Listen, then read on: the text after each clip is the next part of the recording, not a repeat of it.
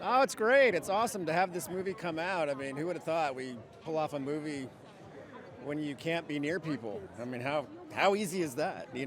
But Kurt and Brenda Warner's story is so worthy to be told. The cast did a great job. Urban Brothers did a great job directing it, and it was just it's an honor to put it together. So nothing is impossible. But you have a little faith.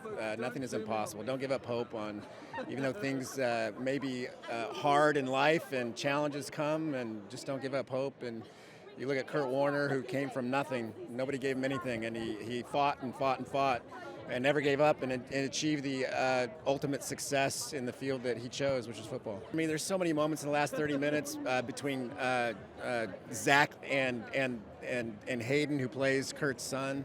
I mean, that kid does an amazing job. The wedding is amazing, like makes me cry every time, like just that whole piece.